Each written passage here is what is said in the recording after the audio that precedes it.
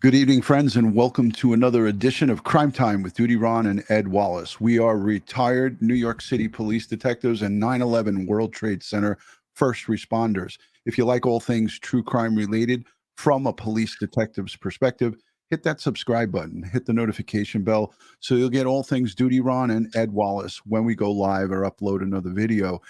Tonight, we're going to talk to you about the manhunt in Maine for Robert Card. It's ongoing, it's active, and there's a lot of things happening simultaneously. Ed, how you doing tonight?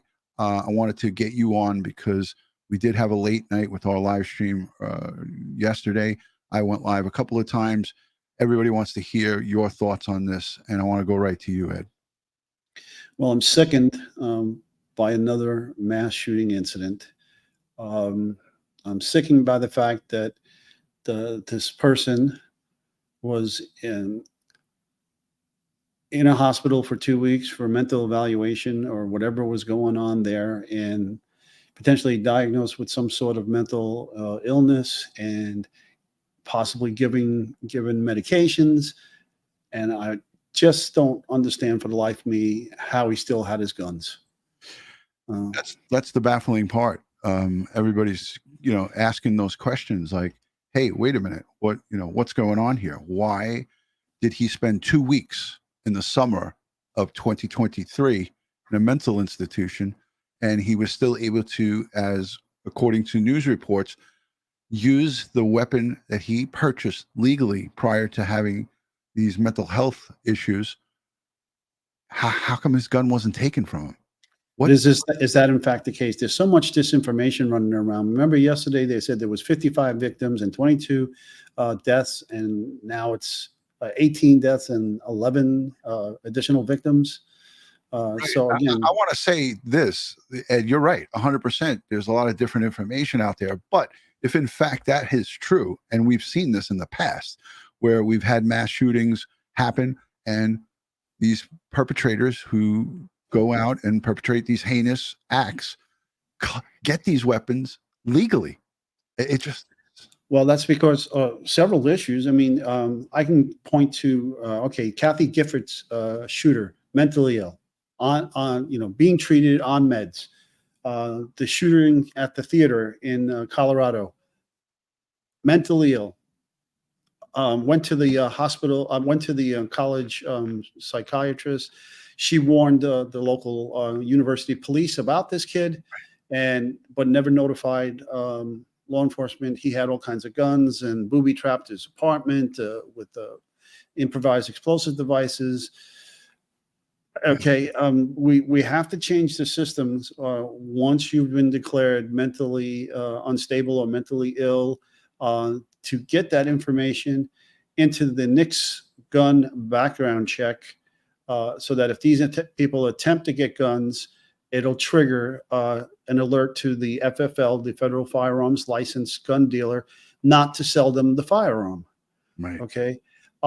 This information has to get in there. I know there's HIPAA regulations. I know this, but HIPAA gets waived when the individual is a danger to themselves or the community at large. Okay. We have to have that taken care of. Again, I wrote about this back in 2019, about after the mass shooting that occurred. I think it was Uvalde, right? I'm not sure which incident triggered me to write. I have the article. We're going to go into that article later on. But yeah, you wrote extensively about it, and you put out a ton of bullet points on what can be done to try to change and try. I think it was to protect the schools. Yeah, it was about schools. We read it real quick. But Kim, one of our subscribers, one of our watchers, Kim Ott, says mental health doesn't follow up. We must do better. I want to follow that up with one better. The police department was notified by the he's an Army reservist, right? So Army reservist, when he was doing his duty, coming to do his public service, they noticed some kind of, something was wrong with him. So they called the police, and the police forcefully took him to get mental health. services, and he was held for 2 weeks. And Ed, as you and I know, we could take someone here in New York City that's threatening to kill his whole family, and he's out the next day sometimes. So there's a problem with the system, and to follow it up, there's other people that are saying, take a look at the system. The system's failed. Yeah, I agree. But at what point are we gonna, or are we as citizens gonna say, why is nothing being done? We have 565 mass shootings in 2023. Again, last year. Yeah. Again, there's also the psychotropic drugs that are being prescribed for these people. And you see what they have in common. Most of these mass shooters, what they have in common is they're mentally ill and they're on these drugs. Yeah. Okay. Hey, let's go live out to the location, Ed. I know, hold that thought, because I know you have a lot to say. But this is a live look. It looks like they're kind of wrapping it up. There was the FBI, ATF, FBI, U.S. Marshals, local, state, and federal outside of the home of Robert Card. And they were talking about his dad had a property there. He had a property there. So let's take a listen in. Executing these warrants. We're told there are several warrants out for his arrest. I believe 8 at last check is what police were telling us, based on the number of fatalities in which they had identified the individuals. So again, the loudspeaker things that we were hearing and that we had here on our air, and what we were seeing police do, is standard protocol. State police admitting that it is unknown if Robert Card was in the home, but that, again, was at 7:52. So we are still awaiting another update from state police and the Department of Public Safety. You know, if in fact this turns out to be what it appears, that the suspect they're looking for is not in that home, this is, you know, just kind of another layer to the people who are staying in their homes tonight as part of this shelter-in-place order, wondering when that order will be lifted. When can they resume normalcy in their lives? And what we're already seeing is that places like, for example, the Auburn Lewiston YMCA, all locations will be closed until Monday, October 30th. That's through the weekend, right? Many places that we've seen otherwise, like Central Maine Community College, that's for tomorrow. Lewiston Public Schools, that's for tomorrow. This is the first one that I've seen that said we're going to go proactively all the way through the weekend. I don't know if that's a planning purpose. I'm not going to get into the details of that, but the bottom line is, you know, there is this. Oh, sorry, I was hearing some scratching on the microphone. No, just, you know, there's this uncertainty that people are living with right now. Right. And this is going to be very difficult. Absolutely, not just for folks in that community, but even more so for the families of these victims tonight. Because it's a sense of closure, right? We talk about that difficult healing process that we, frankly, as a community, as a state, have not even started yet. We're still in the thick of it now. We're still waiting for the Hampshire and a Massachusetts truck, and those were Massachusetts plates, I believe, on that last cruiser that walked by, that drove by. You know, I don't know if you have our picture right now, but we have light back. You know, everyone is turning their lights back on. We are, you know, not seeing anything behind us. The scene appears to be completely clear. No lights on the home, no vehicles. All right, I'm going to bring us back on, Ed, because, again, it looks like these were routine search warrants. Diane B., my neighbor across the street, and several of our friends and subscribers, our community members, were messaging me all day long on DutyRon.com, and thank you for doing that. But when this started happening, people said to me, they got him. I think they have him. They have him narrowed down in a house. Ed, you and I know when there's an investigation of this magnitude, they go to every property. All of his family members, they check out, all of his cousins, his friends, his aunts, the uncles, and they went right to his property. And it looked like, by the show of force that they were doing, drones, they had the dogs there. Ed, you and I saw that before we went live. They had the heavy armored vehicles, aviation. They said they were using flare technology, all different kinds of stuff that was being utilized here. But this massive show of force is because they're trying to find someone who murdered 18 people. So yeah, but did they make entry into this location? It's unknown because they kept everybody so far back because of the long rifle that he has. So all the reporters were a very long distance back. It looks like by what we're seeing here, and I'm going to play this in the background while we're talking.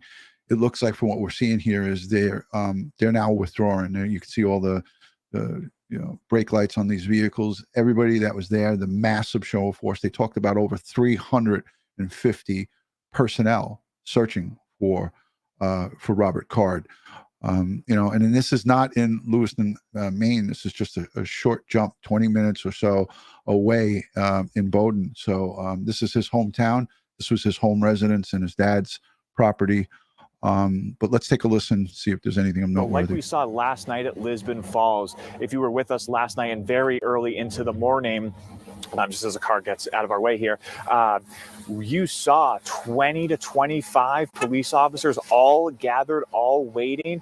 And then when we would try to find a better access point to maybe gain a little bit more information, maybe try to find a better camera angle, you would drive about a mile down the road and see another checkpoint of law enforcement officers. As we heard today, hundreds of officers, sheriffs, deputies, state police, federal agents, all having a hand in this manhunt.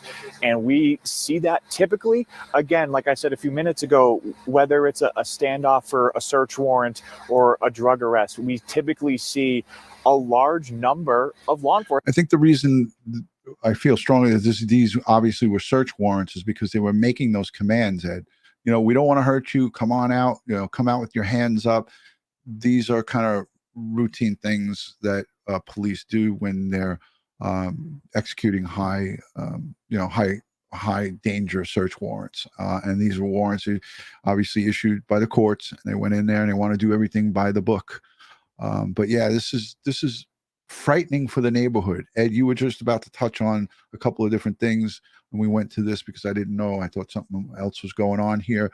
But, think about the elderly, the young children, the adults who are just frightened. This entire community, they know that a mass murderer is running free. We don't know where this guy is. He could be in anywhere. Yeah, so what I understand, there's 17 men and 1 female that were murdered. I also,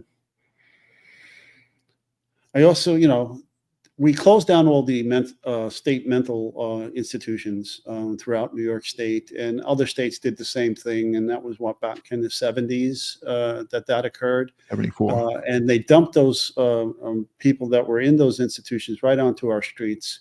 And they have to revisit this and give some more money and attention to mental illnesses. And there are people who are extremely mentally ill that should not be on our streets, and they're not functioning in our society correctly and are a danger to themselves and others. These people have to be identified and put into institutions. You need to bring back these institutions.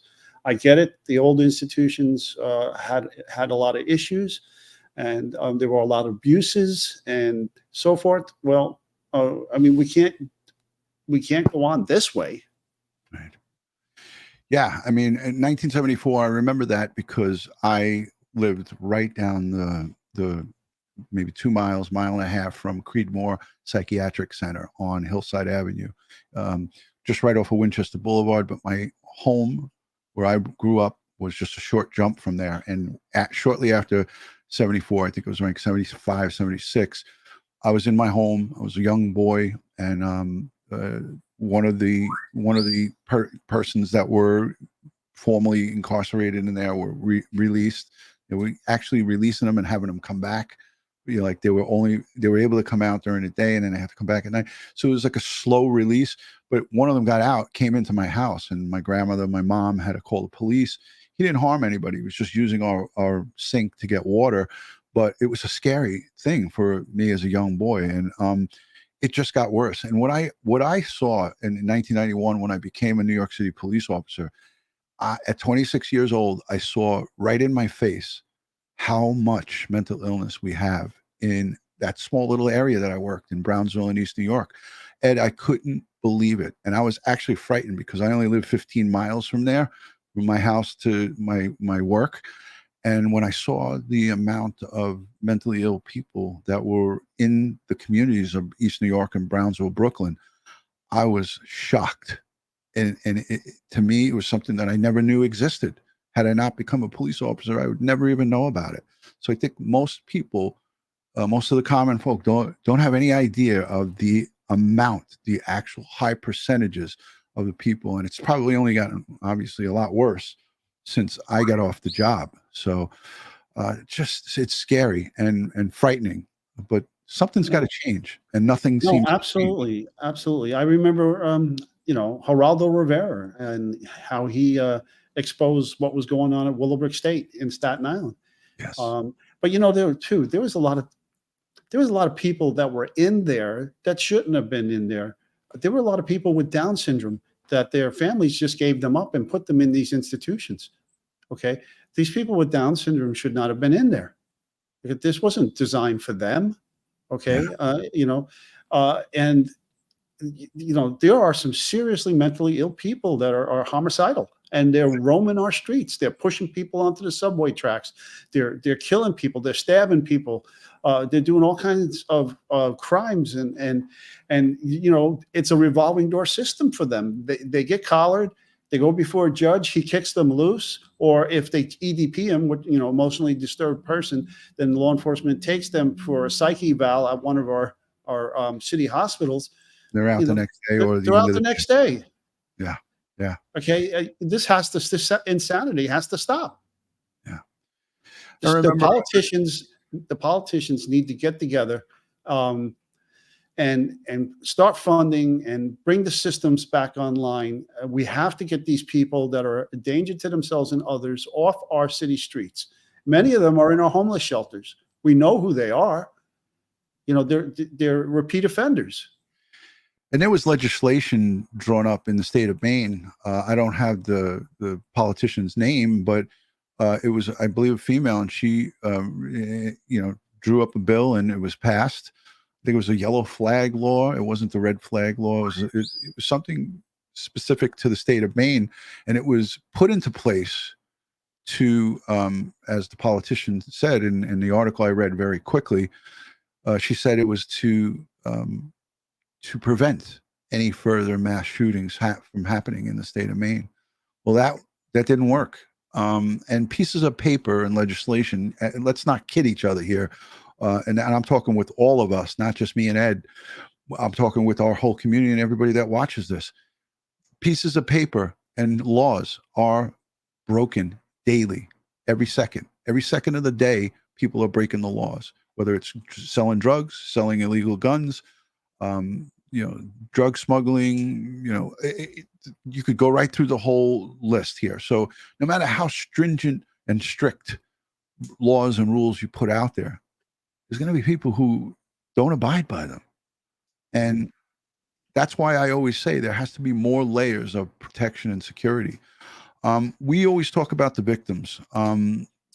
This local Maine news organization listed some of the names of some of the victims because the families were notified. And we saw one of the council members last night. I played it on the live stream. Show of hands who saw him. It was his father. He said, "My son is the manager of the bar, and I haven't heard from him. He hasn't texted me. He's not at the hospital. He's not alive. I know he's dead. I'm just waiting for the official notification." Well, it came today. And that broke my heart. It was heartbreaking, heart-wrenching. It just broke my heart for that man, because you could see how much he loved his son and how devastated he was. So let's play this. Reiterate that we do have all of those ID'd victims with us. We have the list of those 8. We have personally confirmed with family members, so we feel comfortable at this point going on air with this. Bob Violette, we're told he was the bowling league organizer. Trisha Aslin was bowling that night. Arthur Strout, Ron Morin, Joseph Walker, Bill Young, and Aaron Young. And as Jack just mentioned, we had Joseph Walker, also known to many as Joey. That's the same person right there. That's not two different people. That's the same person. That's Auburn City Councilor Leroy Walker's son, whom we just heard from. That heartbreaking interview of just how that feels to know deep down inside, even though he didn't have it confirmed last night, know deep down inside what had happened to his son. Yeah, and when Jack spoke with him last night and we got to see that part of the conversation, all of our hearts sunk just at that intuition of a parent, I suppose you could say, right. That he knew pieces were not adding up. And I think he saw what was coming and was waiting for that confirmation that, as Jack was also mentioning, we've been telling you, so many families are still waiting for. So these are the real people who are suffering, the ones that had that period of time where they didn't know what was going on with their loved ones, going to the hospitals. We showed last night the massive amount of people that were showing up at the hospital, and they had to have armed police with long guns in the lobby. Think about what that seemed like to folks who were country living, basically. You know, this is a real laid back part of Maine, and when this broke, I have a nephew who is a PhD psychologist, and he's up in Portland, Maine, and that's a little ways away from where this took place. But my niece is a traveling nurse, and she just finished up her work at the emergency room where this took place in the hospital that took the most victims in.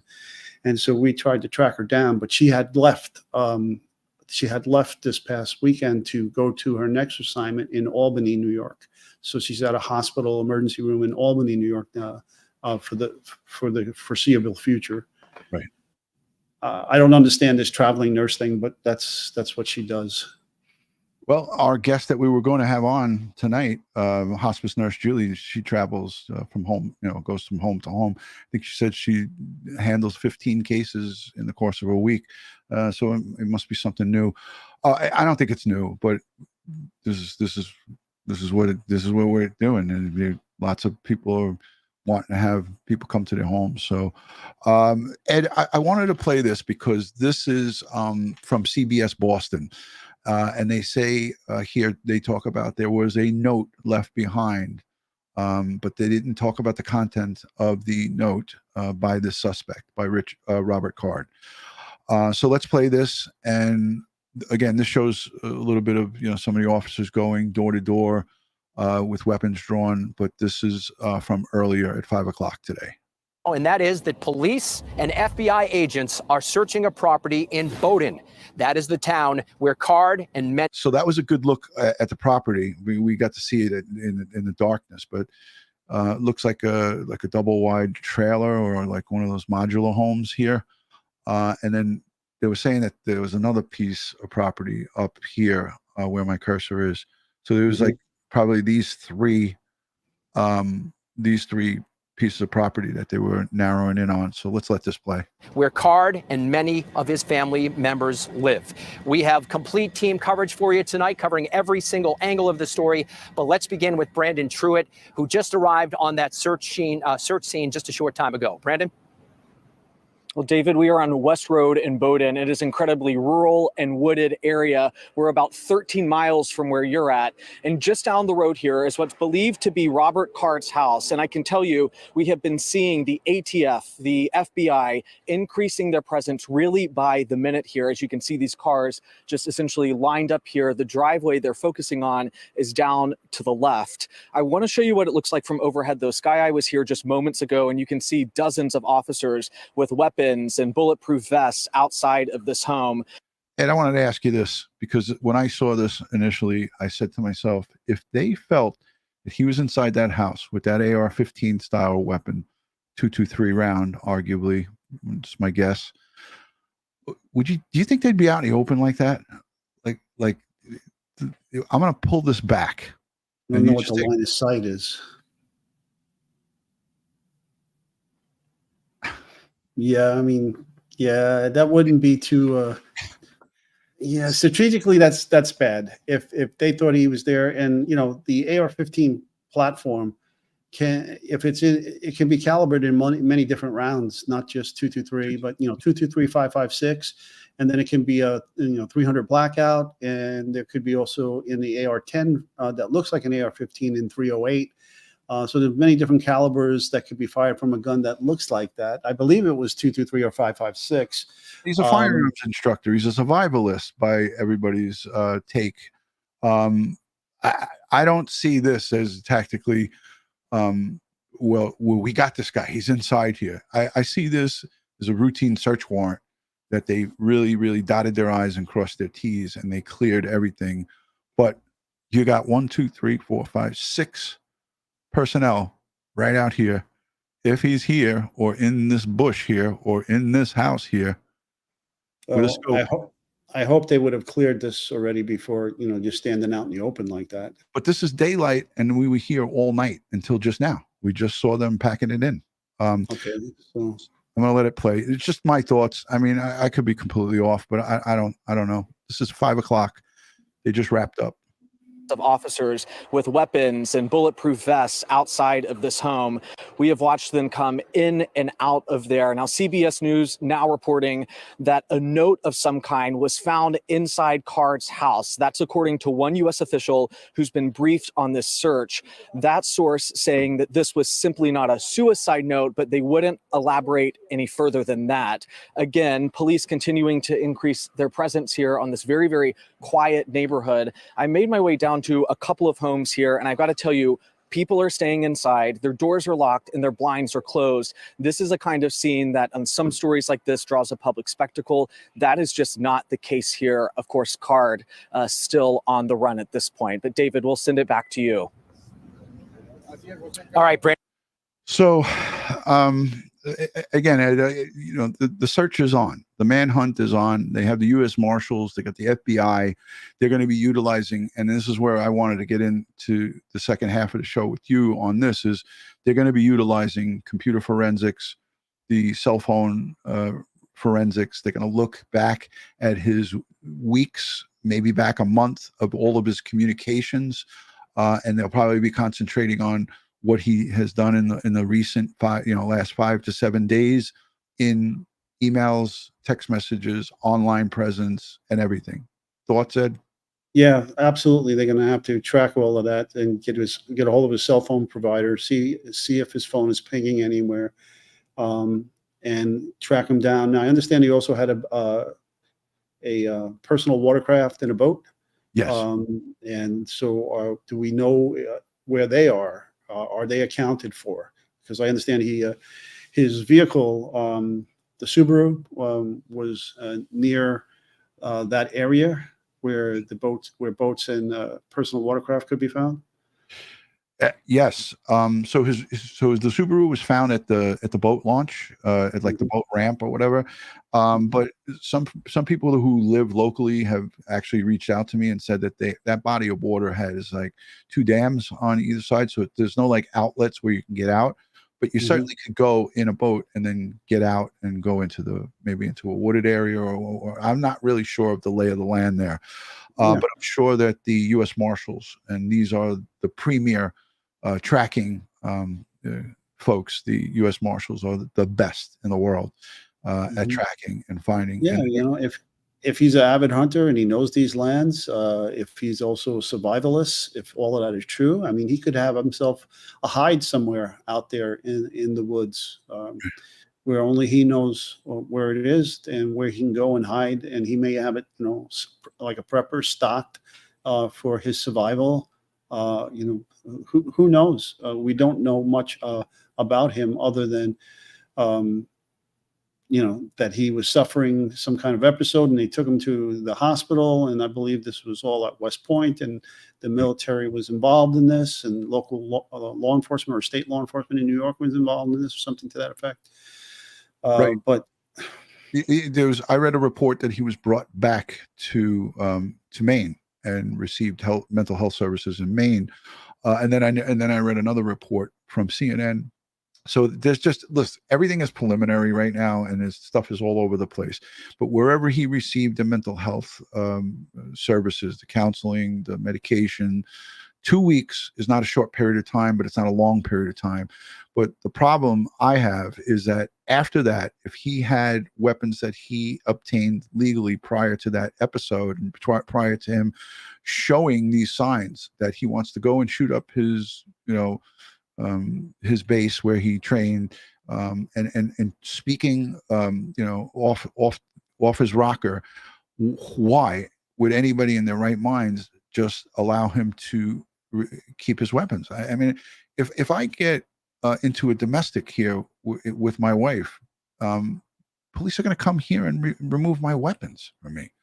That happens in my county where I live. Now, it varies from location to location, but there's no reason why this guy should have been walking around with a legally purchased weapon that he had prior to this. And if that, in fact, is the case, somebody's got some explaining to do.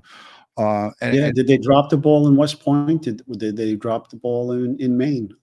Where was the disconnect from having these reported issues of threats against his military unit, acting erratically, and then being brought to for evaluation, and then voluntarily staying for 2 weeks in a mental institution? And somebody should have paid a visit with a judge order or a warrant to pull those guns.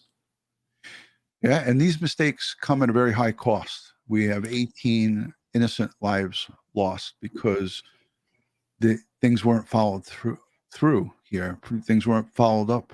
Once you have these red flags where people are making these claims that they want to go and shoot up locations, and you have this on paper, and these reporters, and they're not just putting this out just to put it out. There's paper on this. These are things that have happened, and there's going to be some explaining to do. And I don't know who's going to step up to the plate to explain it, because politicians like to do this. They like to blame everybody else for the issues. We see it all the time, Ed. It happens. They'll be jumping up and down until the next incident happens. I see it. Okay. Yeah, go ahead. I'm sorry. No, I see in the chat that people were talking that, some were claiming, there were some reports that claimed that he was a firearms instructor, but the military said that is not true. He is not a firearms instructor for the military. Now, could he have been a firearms instructor for a private range or something? Maybe. Who knows? It hasn't been confirmed, but he definitely wasn't one for the military. Let's take a listen to this. This is News Nation. They interviewed a U.S. Marshal. I haven't listened to this, but one of our users recommended us to play this. See what Art Roderick makes of all of this. And Art's a former assistant director for investigations, the U.S. Marshals, and he's joining us live right now. It's good to see you. I'll just say I'm sure you were listening and watching what Alex was reporting on. So pick up on that and what your observations would be. Yeah, I think the main one is this guy is from that area, and he's a hunter and he's a fisherman, so he knows this area very well. He knows the campsites, the cabins, so advantage to him in this particular area. Now, I also saw some local reports that indicated very possibly he could have abandoned that vehicle at that dock and got on a jet ski. Apparently, there is a jet ski registered to him, a 2019 Sea-Doo, that he could have very well made good his escape. We even have now the Coast Guard involved in this from Homeland Security that is checking the local rivers there to see if they can see anything. So this if they're concentrating on this area, this makes sense to me. He knows this area, his family, parents, siblings, everybody's from this area. And being a hunter and a fisherman, this is a big advantage for him if they're concentrating in this 5-mile radius area. Certainly one of the areas of concentration. The law enforcement presence is telling us that. But as we said with Alex, we don't know if it's the only one. Let's bring up our maps one more time. There's a new one that we have now for Art. I want to talk about it. It'll give us a perspective. This is back where we are with residents sheltering in place. We talked already about Lewiston being the scene of the crimes last night. And now our focus moving to the east. First, Bowdoin, where he's from, and then further east of that into Bowdoin, Maine. But this other map that we have here will give you an idea of how far everything is from each other, right? So Lewiston, again, if you drive 60 miles north, you'd be at the Kennebec River, but then that runs north to south down to Bowdoin. So it's another 56 miles that way. Of course, if you were to drive directly east from Lewiston to Bowdoin, you're about a 24, 25-mile drive. So that river really will become a point of focus, I would think, just because where his car was found, to your point, near this boating dock, and even if he didn't get in a boat, just the use of a river could be something that the investigators would look closely at, right? Yeah, exactly. That's going to be a key part, and especially with him being an avid fisherman. Obviously, he knows all the lakes and rivers in that area, and it's a good place for him to get away fairly quickly. You're on a sea-doo, you're going to be hauling up, and obviously, it looks like this all was part of the plan. He abandoned the vehicle quickly, obviously, with the doors open, jumped either in a boat or a sea-doo or whatever, and probably headed up that river to another area that he might know. So Coast Guard's going to be key, looking at the rivers as well as the law enforcement helicopters. FLIR is going to be a big part of this. But if he's gone ahead and planned this, I'm sure he's looked at other active shooter issues, or very possibly the individual Cavalcante who had escaped over in Philly, and there was a large, massive manhunt for him in a very similar type area. So if he's done his research, it's again advantage to him both in area and doing some research, but we'll have to figure that out as we move along once he's in custody and you start looking at his social media and background to see exactly what it is. But I also think the family members are the key here. They've provided a ton of information specifically about his mental health issues, and probably knows some of the locations that he hangs out at. So they're going to be a key also. Treated as recently, we believe, as July for mental health issues. Army reservists who had sought out help or for mental health issues in the past. So we know about that history. The other part of it here, and it's in the background, and we could bring it up full, is the terrain that you're dealing with. You mentioned the rivers. There's the forests in Maine is something people have talked about a lot. 12 million acres, 90% of the state is forested. Now, a lot of that depends on where you go in Maine. For example, if you look at the population density, you see the areas that are in the blue to the northern part of the state. That's really where there's more forest and there's fewer people. But down where we're talking about, the southern part of the state, again, go back to the original here with Lewiston, you do have more population there to deal with. So this isn't, it could be a little. Ed, the places are endless where this guy could be hiding, and this could be, we could be in this for the long haul here. Yeah, it reminds me of when the FBI went after Eric Robert Rudolph, a serial bomber, and he hid out in the forest in North Carolina and lived in a cave, and he was receiving help and getting food and so forth, but he was out there for years. Before this is something they're going to look into. Ed, you heard that U.S. Marshal. He said we're going to interview his family, his friends, to see if he was communicating with them, and that's what we talked about before we played this. And Cindy sent the suggestion to play this video, so I want to say thank you to you, Cindy W. Thank you for sending it in, because this was actually a pretty good piece with U.S. Marshals. Go ahead, Ed. We need. Like I said, we need to bring back our mental institutions. We need to fund them. We need to monitor them and regulate them so we can stop the abuses of the past that caused them to shut down.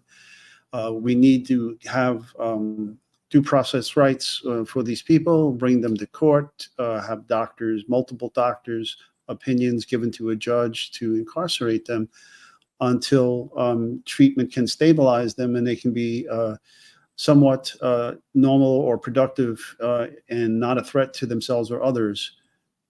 I can't see any other way out of this. It's a huge piece of this puzzle, but it's not the only piece, but it is a huge piece of the puzzle. I want to let the rest of this play because it's only another minute. But the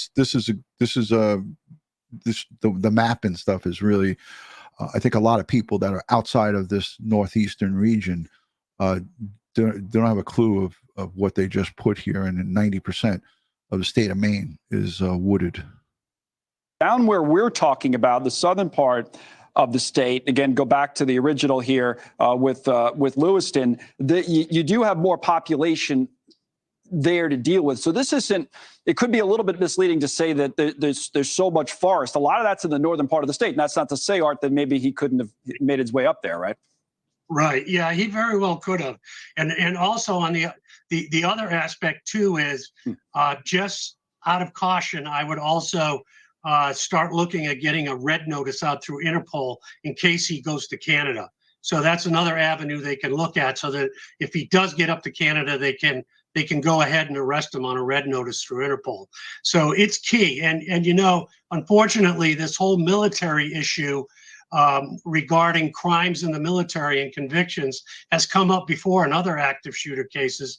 It's incumbent upon law enforcement from the military side to go ahead and share information on convictions from the military court to the civilian side, because he should have never been able to purchase any of these weapons. Amen. With the fact that he had been committed for 2 weeks. And they seriously have to look at that.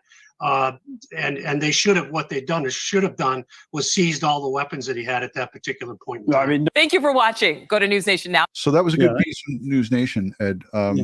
There was also that Air Force that Air Force vet that was mentally unstable, and he was arrested and he was treated and he was discharged dishonorably or on mental disability or whatever. But the Air Force never got his records into the NICS background checks system, and he went and bought a AR style rifle, and he went and shot up a church. Yeah. You know, too many people are slipping through the cracks here. It's frightening. You know, it's frightening how many are slipping through the cracks. Ed, I wanted to get your thoughts because a lot of people in the chat, and I want to say thank you to everybody in the chat. Ed and I thank you guys for, being classy in the chat. And again, this is very early on in this. You got families of these victims that still have to bury their loved ones. There's a lot of conversation to be had going forward, and we'll continue the conversation. Ed, what do you think the possibilities of that this guy killed himself? He is facing 18 counts. If he's watching TV, which who knows if he watched early on, he knows what he did. He knows what he's facing.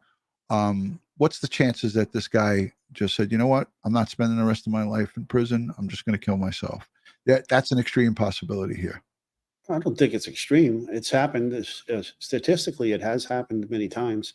In fact, the shooting of the judge in New Jersey, was it New Jersey? The suspect was found dead of self-inflicted gunshot wounds recently. Yeah. So it happens. It happens a lot. It happened with the federal judge too. A guy dressed as a FedEx employee went to her home and shot her son and her husband, and then he killed himself. So it's just a possibility. I feel it's a strong possibility. Ed, you don't, and I get it. But this guy is not. I don't what? I'm sorry? What don't I do?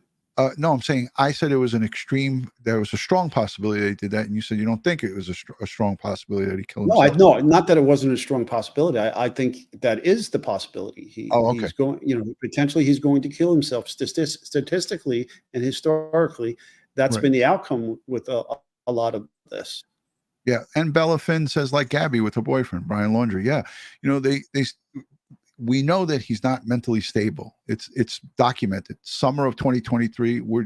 This is now just the fall. You can see the fall foliage there. It's this is not a long time in the past where he was seeking, or he might have not been seeking it himself. It was forced upon him by his military base. He was up at West Point training. Lewiston, Maine.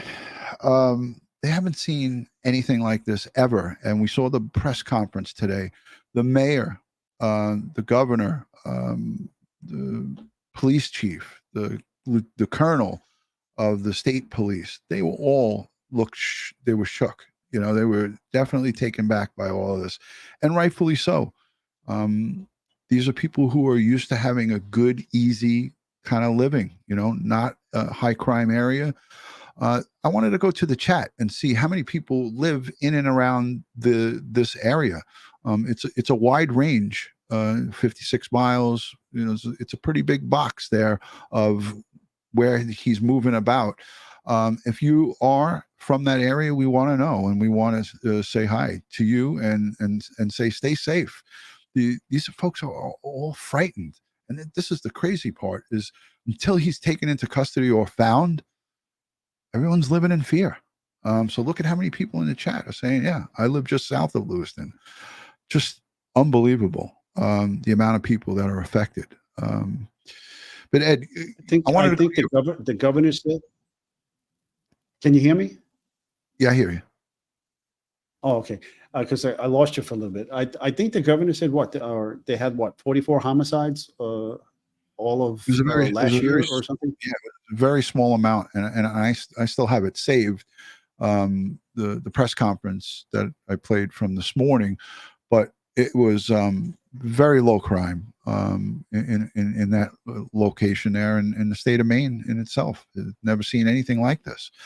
But here we are. Jack Mason says, I live on the street where the standoff is going on. So there's people watching from all over the place, but I was sitting in my office today and I was playing a local news outlet, and the emergency service notification came across the wire. And I was watching, through like Slingbox or whatever I have on the TV there. So I was able to get the local broadcast, and it said, shelter in place until further notice. Stay indoors, lock your doors. And it was an announcement. And to me, I mean, I'm not used to even hearing that. So when I heard that, I said, wow, this is some serious stuff. And it is. This is nothing to joke about. I'm seeing in the chat many people are talking about that he was potentially diagnosed with schizophrenia. Now, I know a lot of people that have been diagnosed with schizophrenia, and they're under treatment, and they're living and working in normal lives, so long as they're on their meds and they're stable. There are no issues. Now, on the other hand, if he's paranoid schizophrenic and the medications, he's just been diagnosed with this, and they haven't figured out the right meds yet. That could be where we're at here. And, again, this is all just speculation. We don't know exactly what the diagnosis was, but, when you first get diagnosed with a mental illness, now we're talking about potentially back in July of August, it'll take some time before they figure out the right combination of medications to stabilize the individual, the patient. Yeah, it takes a period of time, and if the patient is not taking the medication the right way, or stops taking it, like a lot of times, some of these people they feel like, I don't need this. This doesn't make me feel right. I'm not going to take it anymore, and that's kind of the worst thing that you could do, because it all goes bad after that. And then I've seen it firsthand with family. This is some of the hospitals from today. This was during the course of the day. I think this was about 2 or 3 o'clock. Hospital officials give update on some of the victims of this mass shooting. So let's take a listen. I want to go to ABC's Morgan Norwood in Lewiston, Maine, where this mass shooting happened. Morgan, it sounds like he's saying 8 patients are still admitted at the hospital, 3 of them now in critical condition. What can you tell us about just the latest on the victims in general? Yeah, we heard medical teams there at the hospital, going into detail about what the response was like, but they did not comment on the nature of the injuries at this time, Diane. They wouldn't give the gender or the ages, but we do know that this is a level 3 trauma center. The focus here was triage. They talked about some of the resources that helped them with that massive response, talked about helicopter support as well. But yes, you have 18, the toll standing at 18 with 13 people injured. And, as these families grieve and grapple with the heartbreak of all of this, they do so under the cloud of anxiety as this lockdown continues as well, as police continue to search for this armed and dangerous suspect, Diane. And they're now saying that this suspect, Robert Card, is facing an arrest warrant for 8 counts of murder. They expect that to go up to 18. once the remaining 10 of those 18 victims are identified. What can you tell us about what we know about the suspect at this point? Because police didn't want to talk too much about a motive here, but we do have some information on Robert Card. Yeah, we do know a little bit about his background, specifically his movements within the past few months, perhaps some, threats or, also inside his mind, his mental state, over the summer. We know that, he checked himself into a mental health facility. Ed, how does this irks me when they have put person of interest. Yeah. Well, because in the past, what has happened is they label people suspects and they weren't. And they tainted those people. They hurt those people financially, hurt them with their jobs. They lost their jobs in many cases, and incomes. And it turns out they weren't, but they still had that suspicion on them, and they had to live with that. And that's why they used this tool. But I just want to talk about this picture because many people are talking about, and I agree with them that the comparison of his Facebook photo or this photograph with the security camera photo. It doesn't look the same. It doesn't. And that's there's a simple explanation for this. Like the closer I get to the camera, the more rounded and my face will be distorted and become rounder. And the farther I pull back, this type of distortion occurs in photographs, especially a face. You start to get this barrel effect and rounding like seen here, as opposed to what is seen from the photograph of the security footage of him holding his guns and standing a good distance away from the camera. And also too, couldn't some of the medications and the mental health treatment that he received over that 2 weeks, maybe he was taking some medications, or he was just losing weight, or got himself sick, or thinking about what he was going to do, and he stopped eating. But his face looks more elongated and less round than this. His face looks longer in the up and down perspective and skinnier. Than it does here. And we don't know when this picture was taken. This could have been a picture from last summer, right? I don't know. Yeah, but still, your skeletal structure of your head is not going to change like that. Right. Yeah. It's definitely something that's a lot of people are talking about. The buzz is all over the internet that this is not even him. But if you look at his nose, you look at his, they go into a little bit here, and I want to just let the rest of this play because we're halfway through it. Just another minute and 20. So over the summer, spent 2 weeks there after reporting hearing voices. He also threatened to shoot up a National Guard facility. All of this, according to police. But all of that is under investigation at this point. Again, with questions as to how he was. See, different photo, different spatial relationship away from the camera, and that barrel effect that we're seeing in this photo, as opposed to the blue shirt photo, is much different. Correct? Oh yeah, and he's clean shaven too. But yeah, much. Wow. Oh, look at the nose. Well, the nose is the same. Well, I teach people how to judge the authenticity of identification documents. When a person is standing in front of you and they present you with a driver's license or a passport, and how you look at the photograph. And do a side-by-side comparison to see if the person that's presenting this document to you is actually the person photographed.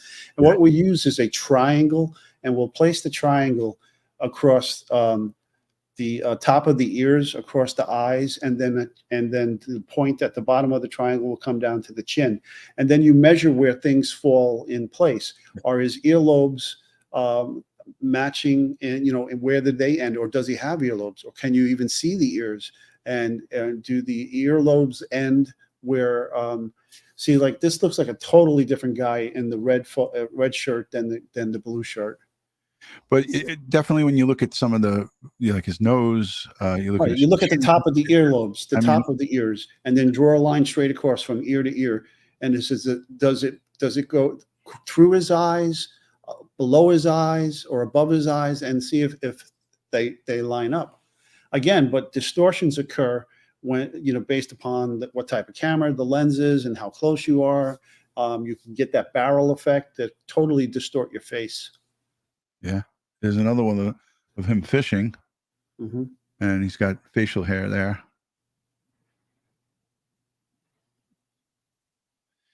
Interesting comparisons, but yeah, I think it's him, obviously. But these are all at different times. Nobody knows the dates of these photos. This one's taken from Facebook. Who knows where this one too? Facebook. Well, the date and time of those photos can be found on Facebook. Yeah. And if he didn't take his GPS locator off, then the metadata will contain the GPS coordinates for where the photo was taken. Yeah, this could have been from like a fishing license or some type of, maybe driver's license. I don't know. Who knows? But we'll see. It's not a good quality photo. No, definitely not. Not a good quality photo at all. All right, let's let the rest of this play. According to police. But all of that is under investigation at this point, again, with questions as to how he was able to get access to that AR-15 style rifle. But we do know that he's a skilled gunman. He was a firearms instructor. He also has connections to the military. And I think that heightens the danger of this massive search at this point. Not only do you have, a gunman that's been able to elude police for almost 17 hours now, he's got a high-powered rifle potentially. He's also a skilled firearms instructor, reportedly shooting indiscriminately as he walked into both of those locations, the bowling alley packed with children, a place where children should experience joy, families should experience joy. They were having a bowling tournament for a kids bowling league, followed by billiards, another place where you just go and just try to kick back and relax. So again, that's what police are dealing with at this hour, as a community again struggles to come up with some answers and try to figure out why this is happening. And we heard the governor talk about this a little bit earlier, that she wishes she could take the pain away from everyone that's grieving here. But their priority at this hour is getting the suspect, Robert. See, this is that shot I was talking about from last night, Ed, where everyone was at the hospital. Yeah, that's the hospital where my niece worked. Oh. And inside here in this vestibule was, and this might even be there's like, looked like a SWAT guy, a SWAT officer with the long rifle, just guarding, the entrance. Yeah, she said, I believe I heard her say that he was a state firearms instructor.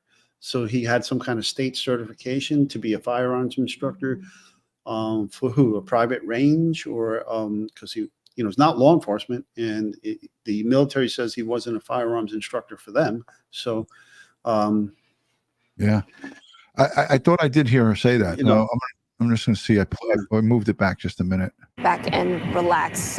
So again, that's what police are dealing with at this hour. Experience joy. Families should experience joy. A kids bowling league, followed by billiards, another place where you just go and just try to kick back and relax. So again, that's what police are dealing with at this hour, as a community again struggles to come up with some answers and try to figure out why this is happening. And we heard the governor talk about this a little bit earlier, that she wishes she could take the pain away from everyone that's grieving here. But their priority at this hour is getting the suspect, Robert Card, into custody, and making sure that the community here is staying safe. They say no tip is too small. Immediately call 911. They also opened up a tip line for this. And to that end, you've got hundreds or dozens of law enforcement officers on the ground here from state, federal, and local searching for Robert Card, now evading authorities for going on 18 hours. Diane. 18 hours. Unbelievable. Yeah, this is going to be a nail biter till they get him into custody, whether he's found dead or alive. In my eyes, this is an evil monster. He, took random people's lives, and we don't even know if any of these were children, because inside that bowling, inside that recreation center there where they had billiards and bowling, there was children who were handicapped from they had this like bowling tournament for hearing impaired. So just unbelievable savagery here by this guy. And, we can argue all day and night about his mental health status. We don't know if he planned this, if there's a manifesto. We have no information. And a lot of people are asking these questions. What is his motivation? Did he have a manifesto? Did he plan this in advance? All of these answers to these questions, we do not know. Let's go to the chat, and then we'll wrap it up because we're close to the hour. And Ed, I know you have travel in the morning, and I know you're not, looking forward to getting up early to head on back home. So hashtag Ed, hashtag DutyRon. Let's take some of the questions, and thank you to the moderators and everyone who's being classy in the chat. I know we're all hopped up and there's a lot of emotions about this, but we can always agree to disagree. Hi, I'm from Rhode Island. Our news is reporting a child killed with his father. We didn't hear anything about that, but that's what my one of my bigger fears here is that innocence, little children, could have been potentially slaughtered here. What do you got, Ed? So Karen Lee is writing, is it legal to take weapons from someone who has obtained them legally and is now declared mentally ill and unfit? If they have been declared a danger to themselves or the community, yes, it is legal to go to a court, get a judge's order, and have the guns removed. Yeah, 100%. I see Dave in Osaka is here. Our good friend Dave. He gave you a couple of tips when you went to Osaka. Oh yeah, had a great time. Yeah, remember I put you on to Dave. That's right. Yeah. Deborah Chase, Miss Donna Marie, recovering from surgery here. One of our great mods, Princess Mitch, great mod and great friend. Amy Coe, good to see you. Sending prayers from South Carolina. Our whip says he left a note, so I would say it was planned. We don't know what that note said. It just said that there was a note found inside that house. It didn't say what the context of the notes was. Was it a note just him rambling on? Who knows? We don't know. Skiz Bronco says he's creating distractions. Could be. Karen Lee says thanks. Hashtag DutyRon, hashtag Ed. Thank you. Let's see. Lieutenant Pete Pranzo is here. Harlem Raiders. Nay from Australia, our good friend from Australia, says prayers from all from Australia, mental health or not. This is a horrific situation. Agreed. This really rips the life out of you. It really sucks the life out of you. Like when we have to do these lives, it really takes a lot out of us. What's Schmitty got to say? Schmitty Schmacks. Would they check the computer in the Subaru as well? I would hope so. I would think it has a great black box. Well, yeah, we use that word black box, but it's not technically a black box. But correct, yes. There's the infotainment system, and there's other hard drives in there that collect data. And yeah, they should be looking at it. Looking at any if he has an onboard GPS, look what he searched. Look what is in the recent trips that he's taken. That's all in there in the GPS information as well. Absolutely. Susan, thank you for becoming a member. I want to go to the members in the super chats. Lauren, thank you for the $5 super chat. Mental health facilities. Tell people if you don't want to be here, stop saying this stuff and we will let you go. That's true, because I've actually witnessed in the psych ward at Brookdale Hospital. I witnessed a order, like not a doctor or nurse, but like the orderlies, the guys that are and girls that have to kind of like corral these people when they're all riled up. And I heard one of the guys actually say this to one of the patients. This is back in the 90s. Stop saying this and we will be able to let you go. So yeah, well, stop saying you don't want to hurt yourself, or stop saying that. They're giving them tips on how to get around it. Schmitty, thank you for the $5 super chat. She says, I have a white Subaru Ford. Excellent. We answered this. Okay. Oh, okay. Well, I didn't know if I put that up there yet. Oh, what do you got? All right. So Joanna, she asked this question. Would you send your kids to school living 2 hours from the attack? I understand you're very nervous, but you have, that's a personal decision that only you can make. How is the security at your kid's school? If you're asking me, I'd say no. I wouldn't. If it was my kids, I would just hold them home until this guy's in custody. I don't care how long it took, because there's a lunatic running around who killed 18 people or more. So that's my personal response to it. But I get what you're saying, Ed. It's a personal decision as a parent that you have to make. But if you're asking me, if I had small children that were going to school or even going to college for that matter, and it was in that area, I would be like, where is it? Oh, hell no. Staying home. That's just me personally. Schmitty Schmacks, thank you for the super chat. Robin, thank you for becoming a member. Wild Z Pony, there she is, Eileen. Go in guns blazing, no negotiations. She said she sent this while we were showing the warrant guys at the house doing the Cheryl, thank you for gifting memberships. I always appreciate when people gift out memberships. KB Investigates, thank you for becoming a member. And Bella Finn, thank you for the super sticker. Ed, did you see anything else? Somebody said something about CNN reporting, but they didn't say what they reported. If you know something new, please elaborate. Yeah, they said they're live out at the Card's house. I'm going to go straight to my go-to, which is newscentermaine.com. Let's see what they have to say, because they've been on this like 24/7. Of the people here in Lewiston. This tragedy casts a long shadow. As we were talking a few minutes ago, Bath Iron Works worker lost his life last night. That extends to hundreds of people far-flung.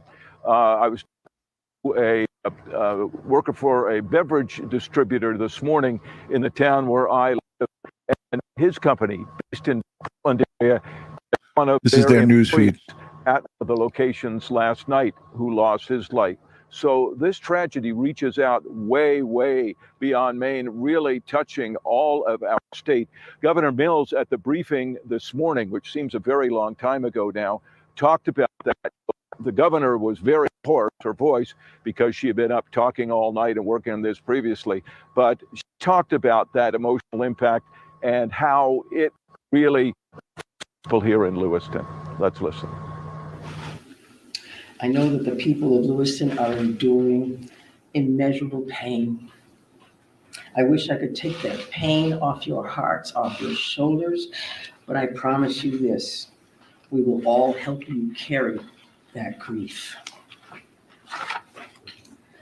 I ask many people to join me in offering our comfort to the families and friends who have lost someone, and in offering our prayers for swift recovery for those who are healing in Maine's hospitals today.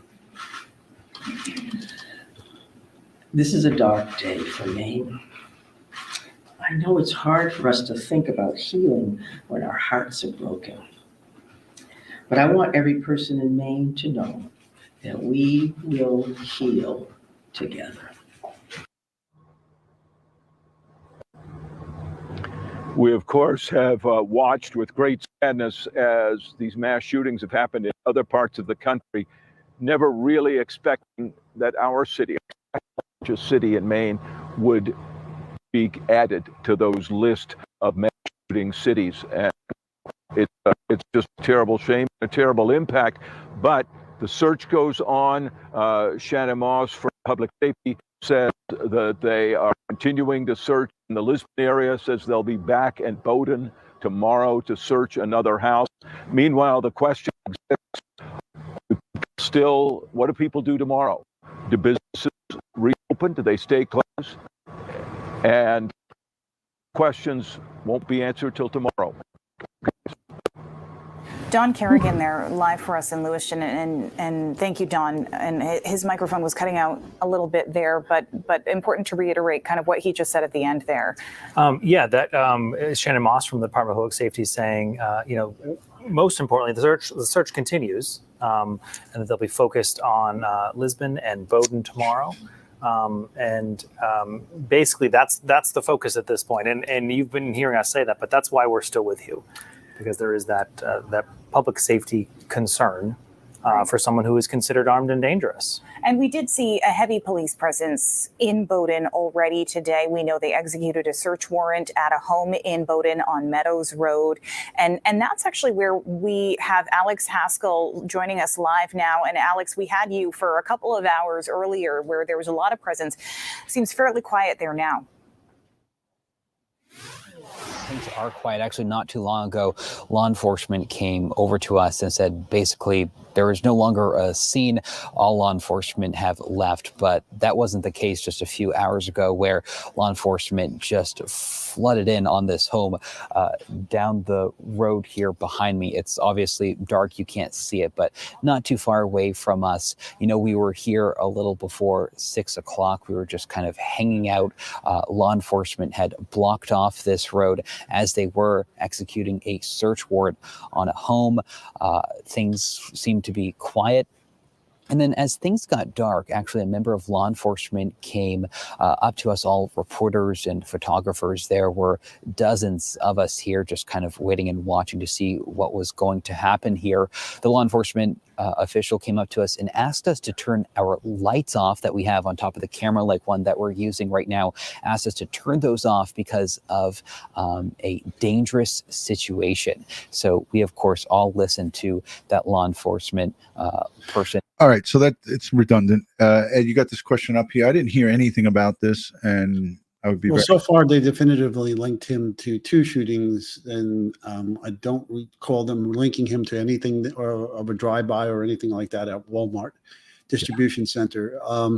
Now, it's very quick. They have the discharge cartridge cases. They at the 2 scenes they have the some deformed projectiles and bullets from both scenes. It's easy to connect the 2 scenes by doing firearms toolbox examinations, matching the bullets from one scene to the bullets of the other scene, and the same for the cartridge cases. And then you could say that both scenes, the same gun was used at both scenes. Without the gun, though, we can't say definitively yet, if these bullets match the gun that was in his possession. Until we get the gun definitively, so that, I mean, we can assume, we have circumstantial evidence that would suggest that, but we got to get that gun. We got to get him. Yeah, you got to get him. You got to get the gun. They already got the ballistics at the crime scenes. But yeah, getting him is going to again make this community get back to whatever sense of normalcy they can get back. This is just a horrific day for the folks in Maine, and for the United States, for that matter. It's another black eye number 565, and I can't even believe that number exists. And when I look back to the mass shootings, which are 4 or more people shot at one time at different locations, obviously, or just at the same location. Last year there was 690. Ed? Yeah. Well, again, I don't know what data source you're looking at, but most of those are handguns.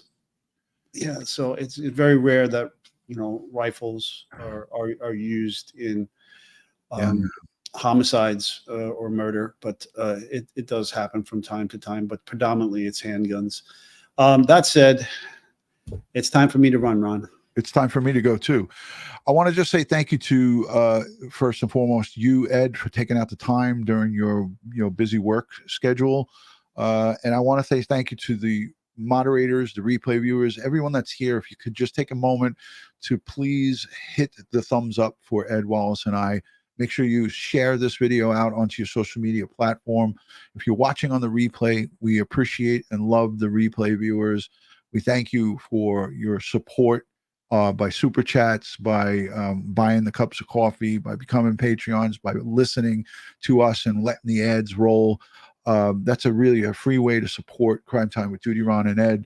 We greatly appreciate you guys. But again, to the folks who are in these affected areas in Maine, we can't send enough prayers. We can't send enough strength to you guys, but we do.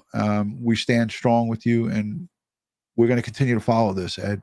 There's so many more aspects to discuss. I didn't even get a chance to put up your article from 2019, but I'll link it in the description if you don't mind. I'll link a clickable link so everybody could go read your article that was posted, and it was very informative. And I wanted to get to it here tonight, but we ran out of time. Thank you, Ed. I know you got something to say before we hit that button. Folks, stay safe, stay prepared, and watch your 6. Everybody, that cannot ring loud enough. Ed says it every show, but this one, it really means a lot. You got to keep your head on a swivel and pay attention to your surroundings. Good night from Crime Time with DutyRon and Ed Wallace, and we'll see you on the next one.